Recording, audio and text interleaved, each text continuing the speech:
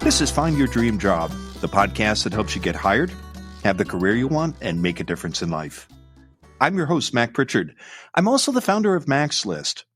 It's a job board in the Pacific Northwest that helps you find a fulfilling career. Every Wednesday, I talk to a different expert about the tools you need to get the work you want. Find Your Dream Job is brought to you by Top Resume. Top Resume has helped more than 400,000 professionals land more interviews and get hired faster. Get a free review of your resume today. Go to maxlist.org/topresume. Writing articles for LinkedIn and other sites is one of the best ways to get the attention of employers. But do you get writer's block when you try to do this? Orlando Haynes is here to talk about how content creation helps your job search and how to do it. He's a talent acquisition leader, host of the Career Talks podcast, and co-creator of the Career Accelerator Planner. He joins us from Tampa, Florida. Well, let's get right into it.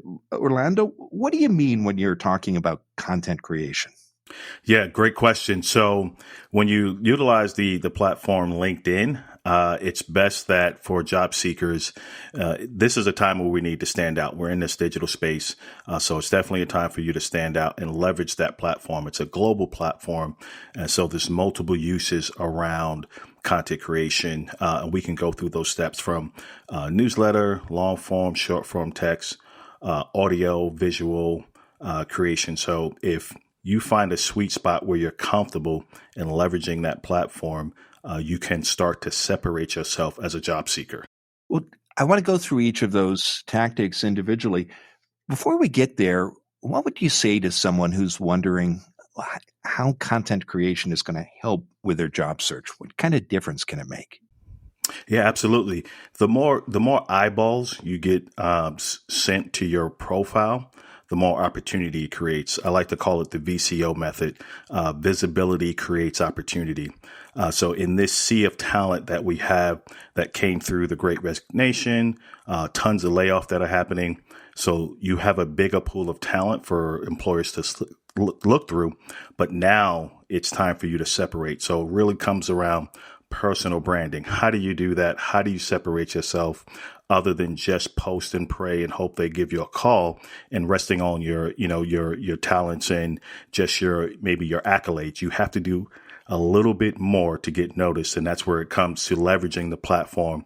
Again, my go-to thing is more of a video content, but writing articles and things like that would definitely begin to separate you and kind of brand you in your space as a thought leader. And there's more strategies around tagging certain companies, commenting on posts that they've done that companies you want to partner with. So they start to see you consistently showing up, and then eyeballs are now turned to your profile to kind of see your history of work. Tell us more about that, Orlando. What happens when an employer, particularly at a company that perhaps you've targeted in your search, reads your content? Yeah, absolutely. So with that, again, it's the consistency that's huge for content creation for job seekers. I had a great conversation with Sarah Johnson, and we talked about this exact topic a bit, and she did kind of share also there's a balance. So we're not saying for job seekers to become full-time content creators on the platform, but what we're saying is be strategic and staying in your lane and kind of in your zone of genius. So if you're an engineer, speak to engineering things. If you're a marketer, speak to marketing things. And then so when you comment, post, share an article from someone else, you're sharing your thought leadership ideas.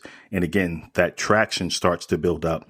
People will start to see your personal brand will start to build, your network will start to grow. And it's not so much about who you're initially connected to. So if you're familiar with the LinkedIn platform, there's second and third connections. So there's third level layers, 2-level layers that can see what you're doing and kind of say, hey, he or she may be a good fit for an opportunity in our HR management team because they have a strong background in management, but they're sharing expert advice, their insight. And those are the things that kind of separate job seekers today.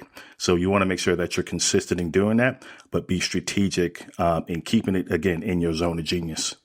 In your experience, how much time does it take a job seeker in a typical week to create the kind of content that's going to make a difference?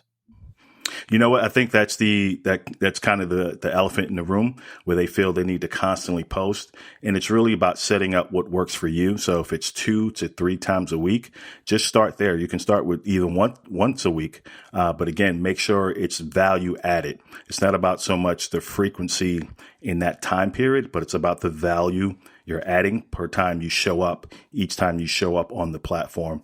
So I would probably tell you from a time frame, depending on, their level of activity, the content, it can take a month or two, 3 months before they start to get noticed. But the legwork and the consistency, again, helps. It will never, ever hurt.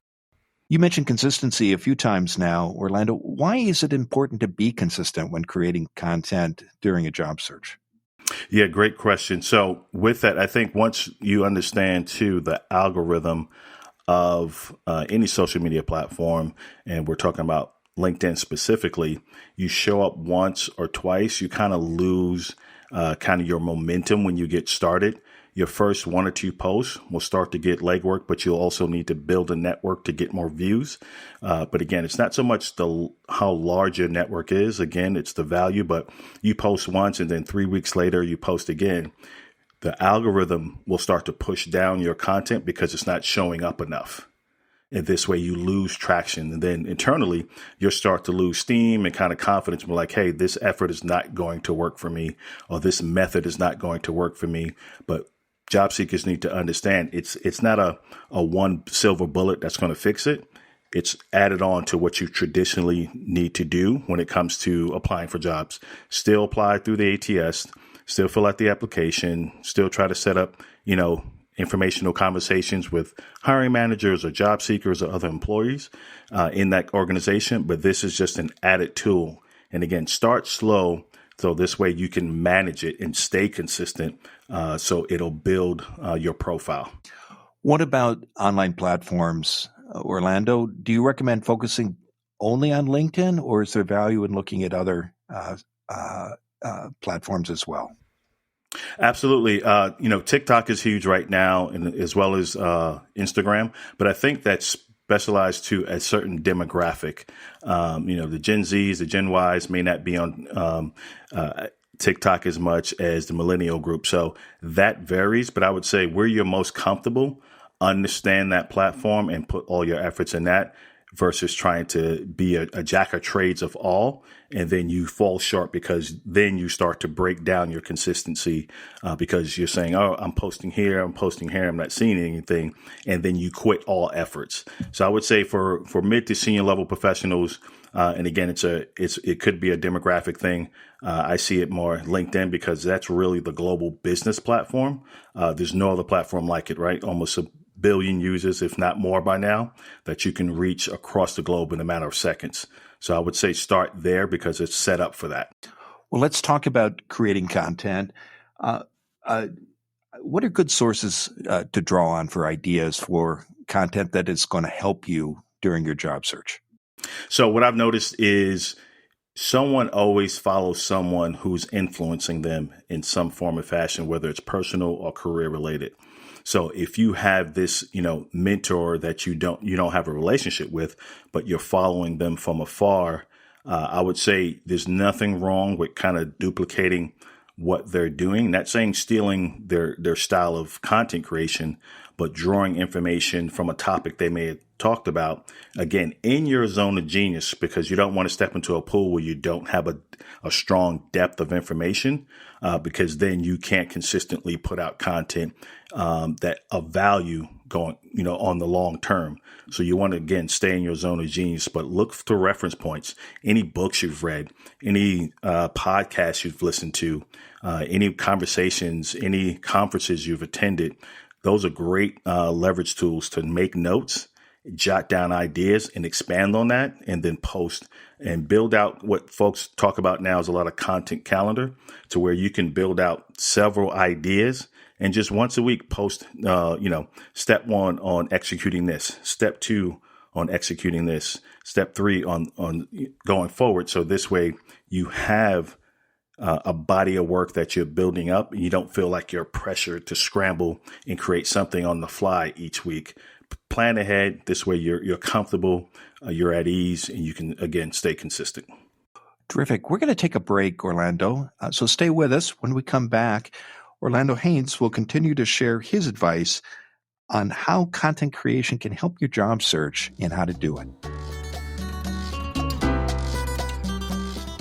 As you create content, don't forget about your resume. Go to maxlist.org/top resume. The experts at Top Resume will review your resume for free. Go to maxlist.org/top resume. Learn how to fix your resume right away on your own, or hire Top Resume to do it for you. Go to maxlist.org/top resume. Now, let's get back to the show.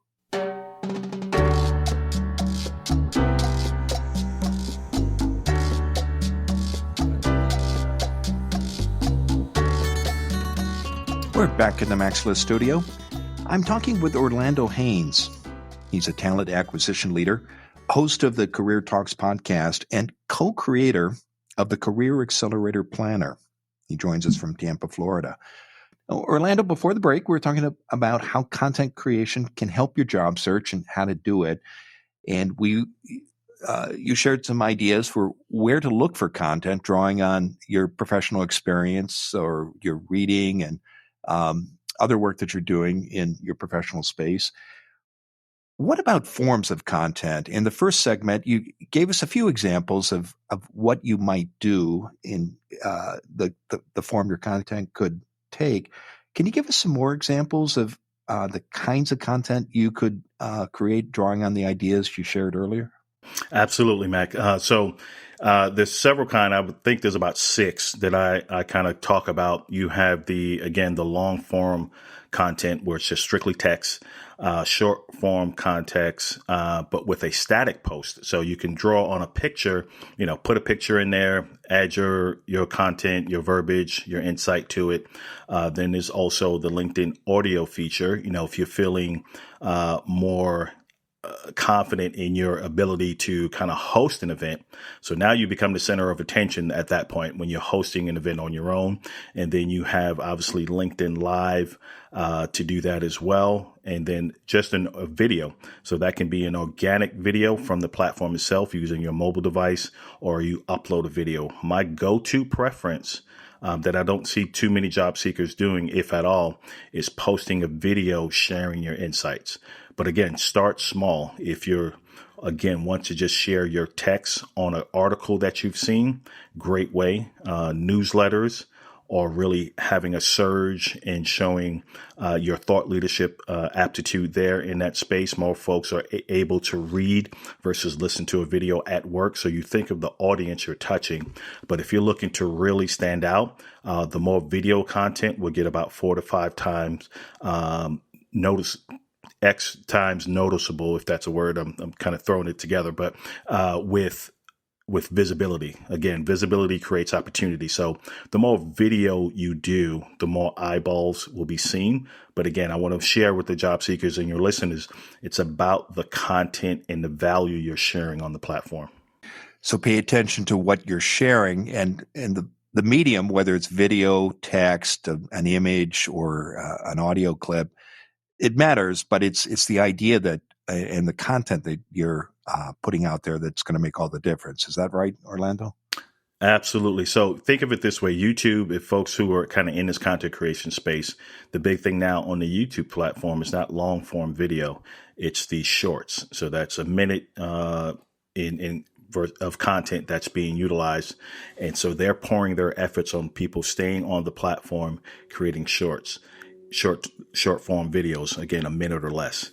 LinkedIn does the same. If you're on, again, a LinkedIn newsletter, they love that. And then they also love video. So again, the more people stay on the platform, the better. They'll push your content to the top. Visibility, there's all kinds of things behind the scenes.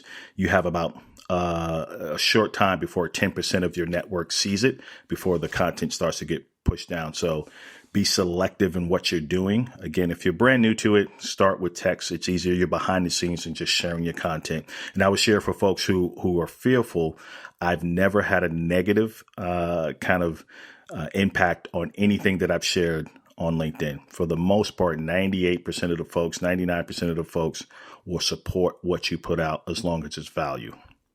Earlier, you mentioned doing comments on people's posts. Mm-hmm. And I bring that up because the idea of creating a video or an audio clip might seem overwhelming to somebody who hasn't done it before. But when you comment on someone else's LinkedIn article or a post or a video that they're sharing, that has value too, doesn't it, Orlando? Tremendous value, Mac. Tremendous, and that's probably the first step. You said it correctly. That's probably the first step again, but it's also the value in what you bring. So it's not just liking it, saying, "Hey, great article, great post. I like it. I love it." Think about 2 or 3 sentences that you can add from a different perspective, or insight, or add on to what he or she, the originator of the post, added. Because again, people want to see what you know. You'll be surprised how many people want to hear your story or your understanding of a specific topic. So share something insightful. Again, there's been articles that come out in a report that talks about all the different mediums and avenues to break down on content creation on LinkedIn and what actually draws the most type of visual and eyeballs to your profile, and sharing true information on a basic comment versus just saying, sending an emoji or just saying great job, great post. Really add value, add content, and tag people. Tag someone that maybe share your viewpoint, or you think it should they should see the article or whatever it is first. If you start tagging people as well, that'll create eyeballs again to your profile. Tell us more about why it matters, what difference it could make if you leave a 2 or 3 sentence comment versus 2 or 3 words. Why does that matter, Orlando? It shows that you took the time to consume the content and that you truly digested what was shared on the platform versus just because anyone can go down and just click, the like button or the thumbs up, the heart emoji, the hand claps, the crying, the laughing emojis there, or the interesting emoji. Anyone can go down and just do that. But when you've actually read, processed, and then have an idea or opinion on that content that was shared, that shows someone, oh, wow, they're interested. I have someone I can maybe connect to. You now start to build out also your network, because you'll start to see there's folks that share your ideas and values and viewpoints, and you'll be surprised. They'll start to look to you over time to see what you're going to say. And then you can actually build content from that, seeing what other people's comments are, have an idea from what someone posted or someone shared in the comments, and build off of that. So new relationships can be built. That's when opportunities can come your way, job opportunities, conversations. You never know. It can be something that's fueling your entrepreneurial spirit, that what you said 5 minutes ago, a day ago, spawned a new relationship. So you're doing a job search. You've got goals. There are companies, organizations where you're interested in working. There are employers you want to connect with. How do you take these strategic goals, Orlando, and apply them to the content creation and engagement that you're doing on the LinkedIn platform, so that when you do comment or share content, it's helping you get to that job search goal? How do you see people do that? One of the coolest ways is really going on the employer's page and seeing what they're sharing. Whether, again, it's an article or video or whatever, sharing what's going on inside their organization or what product or widget they sell, and commenting on it, right? If you had a personal experience with their services or product, share that in the comment, right? Again, people will start to look at that. The first folks that may see it would be the HR team or the recruiting team for sure. And there's nothing wrong with saying, hey, would love to talk to someone about opportunities further in the organization. I've been a fan of your product, personally used it, and then kind of leave it there. Don't be too aggressive with that. But again, share your comments and thoughts on the company page. And then you'll start to, plus you can see who the leaders are. If you see leaders that are active on the platform, comment on what they're sharing too. So it's all about the level of activity. But again, Mac, earlier we talked about consistency. That's where it really starts to separate you. It's the consistency and value. And what happens when you get the attention of the HR team at a company perhaps that's on your target list, or an employer you hope to have perhaps an informational interview with? Does that increase the likelihood that you're going to accomplish those goals?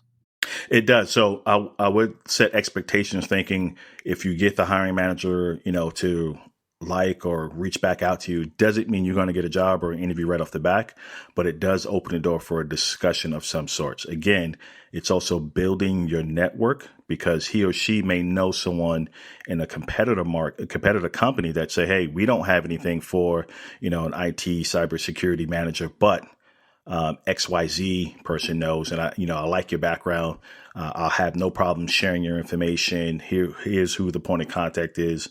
Let me reach out to them first to make sure it's okay, so forth and so on. So again, you're still, the goal is to add value first. It's almost like the reverse of with them. What's in it for me? Don't take that approach. Take the approach of serving.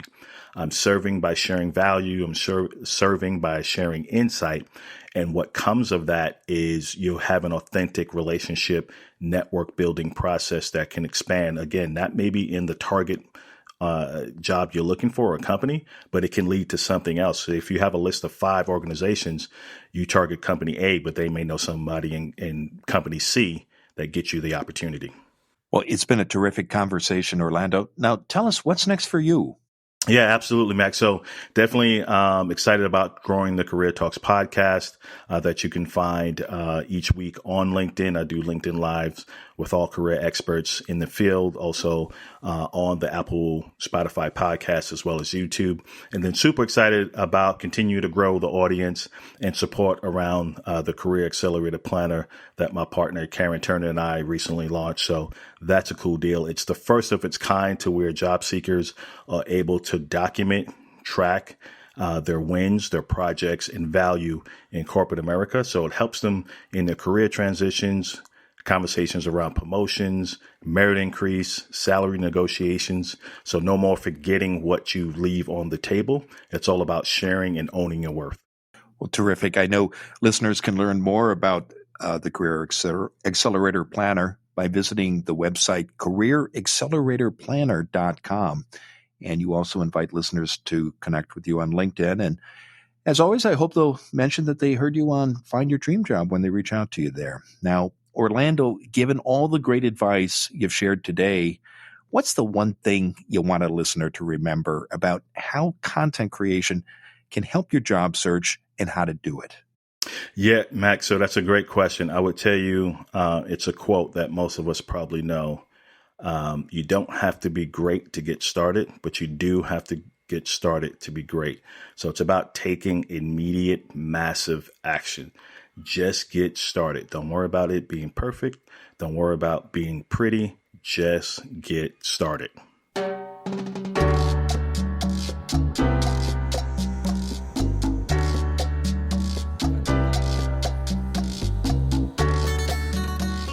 Make sure you never miss an episode of Find Your Dream Job. Subscribe to our free podcast newsletter. You'll get information about our guests and transcripts of every show. Go to maxlist.org/newsletters. Again, that's maxlist.org/newsletters. Next week, our guest will be Victoria Hepburn. She's a best-selling author, keynote speaker, and certified coach. Sometimes we're our own worst critics, and severe self-criticism can be especially harmful during a job search. Join us next Wednesday when Victoria Hepburn and I talk about how self-criticism can hurt your job search and what to do about it. Until next time, thanks for letting us help you find your dream job. The show is produced by Max List. Susan Thornton-Hoff schedules our guests and writes our newsletter. Lisa Kislenberry Anderson manages our social media. Our sound engineer is Matt Fiorillo. Ryan Morrison at Podfly Productions edits the show. Dawn Mole creates our transcripts. and our music is by Freddie Trujillo. This is Mac Pritchard. See you next week.